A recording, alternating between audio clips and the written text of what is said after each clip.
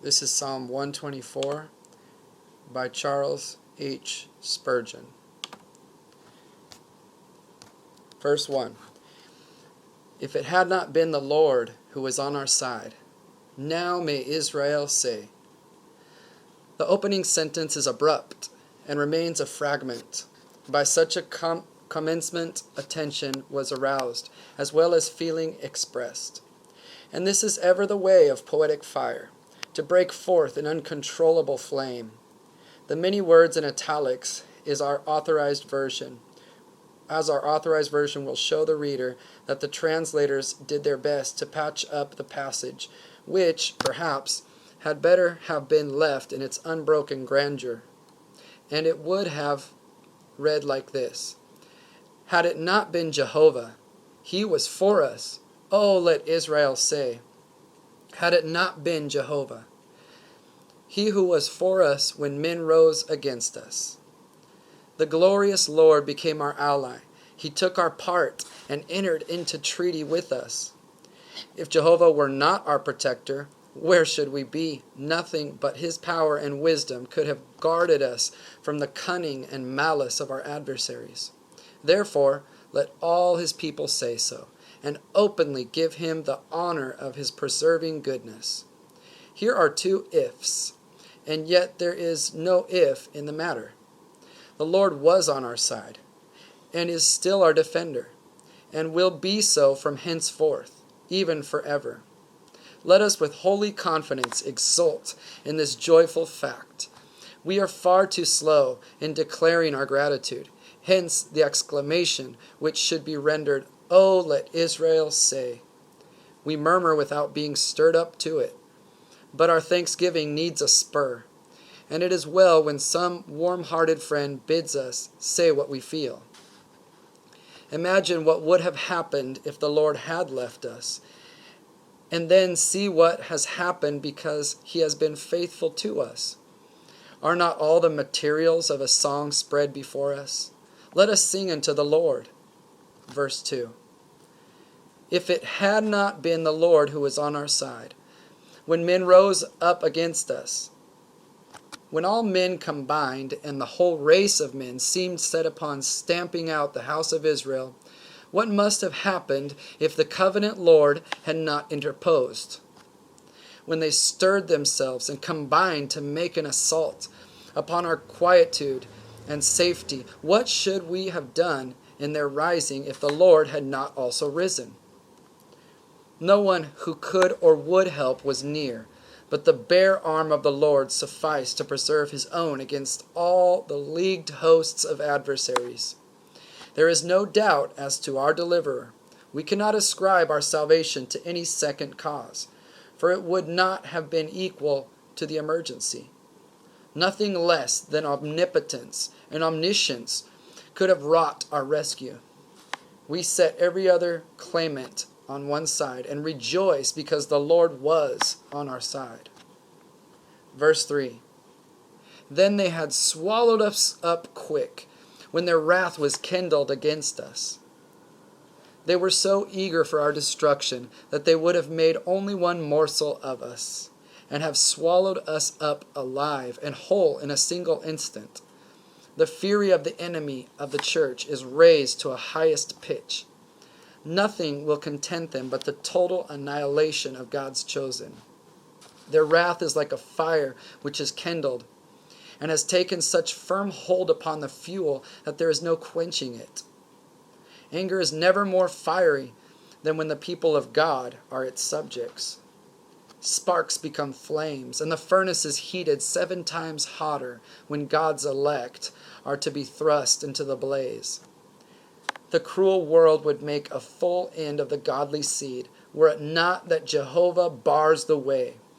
When the Lord appears, the cruel throats cannot swallow, and the consuming fires cannot destroy. Ah, if it were not Jehovah, if our help came from all the creatures united, there would be no way of escape for us. It is only because the Lord liveth that his people are alive. Verse 4. Then the waters had overwhelmed us. rising irresistibly like the Nile, the flood of opposition would have rolled over our heads. Across the mighty waste of waters we should have cast an anxious eye, but looked in vain for escape. The motto of a royal house is, tossed about, but not submerged. We should have needed an epithet rather than an epigram, for we should have been driven by the torrent and sunken, never to rise again. The stream had gone over our soul. The rushing torrent would have drowned our soul, our hope, our life.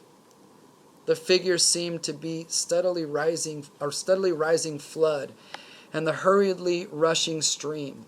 Who can stand against two such mighty powers? Everything is destroyed by these unconquerable forces, either by being submerged or swept away. When the world's enmity obtains a vent, it both rises and rushes. It rages and rolls along and spares nothing. In the great water floods of persecution and affliction, who can help but Jehovah? But for him, where would we be at this very hour?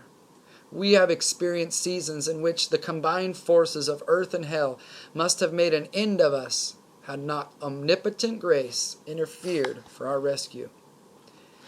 Verse 5. Then the proud waters had gone over our soul. The figure represents the waves as proud, and so they seem to be when they overleap the bulwarks of a frail bark and threaten every moment to sink her. The opposition of men is usually embittered by a haughty scorn, which derides all our godly efforts as mere fanaticism or obstinate ignorance. In all the persecution of the church, a cruel contempt has largely mingled with the oppression, and this is overpowering to the soul. Had not God been with us, our disdainful enemies would have made nothing of us and dashed over us as mountain torrent sweeps down the side of a hill, driving everything before it. Not only would our goods and possessions have been carried off, but also our soul, our courage, and our hope would have been borne away by the impetuous assault and buried beneath the insults of our antagonists. Let us pause here, and as we see what might have been, let us adore the guardian power which has kept us in the flood, and yet above the flood. In our hour of dire peril, we must have perished had not our preserver prevailed for our safekeeping. Verse 6. Blessed be the Lord, who has not given us as prey to their teeth. Leaving the metaphor of a boiling flood, he compares the adversaries of Israel to wild beasts who desired to make the godly their prey. Their teeth are prepared to tear, and they regard the godly as their victims. The Lord is heartily praised for not permitting his servants to be devoured when they were between the jaws of the raging ones. It implies that none can harm us till the Lord permits. We cannot be their prey unless the Lord gives us up to them, and that our loving Lord will never do. Hitherto he has refused permission to any foe to destroy us. Blessed be his name. The more imminent the danger, the more imminent the mercy, which would not permit the soul to perish in it. God be praised and blessed forever for keeping us from the curse. Jehovah be praised for checking the fury of the foe and saving his own. The verse reads like a merely negative blessing, but no boon can be more positively precious. He has given us to his Son Jesus, and he will never give us to our enemies. Verse 7. Our soul is escaped as a bird out of the snare of the fowlers. Our soul is like a bird for many reasons, but in this case the point of likeness is weakness, folly, and the ease with which it is enticed into the snare.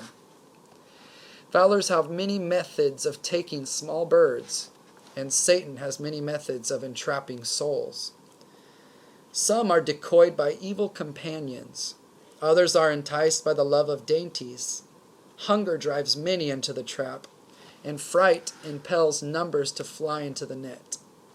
Fowlers know their birds, and know how to take them. But the birds see not the snare so as to avoid it, and they cannot break it so as to escape from it. Happy is the bird that hath a deliverer strong, and mighty, and ready in the moment of peril. Happier still is the soul over which his Lord watches day and night to pluck his feet out of the net. What joy there is in this song! Our soul is escaped. How the emancipated one sings and soars and soars and sings again. Blessed be God! Many of us can make joyous music with these notes. Our soul is escaped. Escaped from our natural slavery. Escaped from the guilt, the degradation, the habit, the dominion of sin. Escaped from the vain deceits and fascinations of Satan. Escaped from all that can destroy. We do indeed experience delight. What a wonder of grace it is. What a miraculous escape that we, who are so easily misled, should not have been permitted to die by the dread fowler's hand. The Lord has heard the prayer which he taught us to pray, and he hath delivered us from evil. The snare is broken, and we are escaped. The song is worth repeating. It is well to dwell upon so great a mercy. The snare may be a false doctrine, pride, lust, or a temptation to indulge in policy, or to despair, or to presume.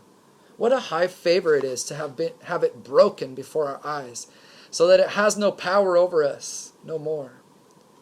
We see not the mercy while we are in the snare. Perhaps we are so foolish as to deplore the breaking of the satanic charm. The gratitude comes when the escape is seen, and when we perceive what we have escaped from, and by what hand we have been set free.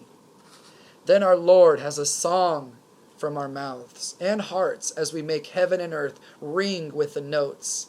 The snare is broken, and we are escaped. We have been tempted, but not taken, cast down, but not destroyed, perplexed, but not in despair, in death's oft, but still alive. Blessed be Jehovah!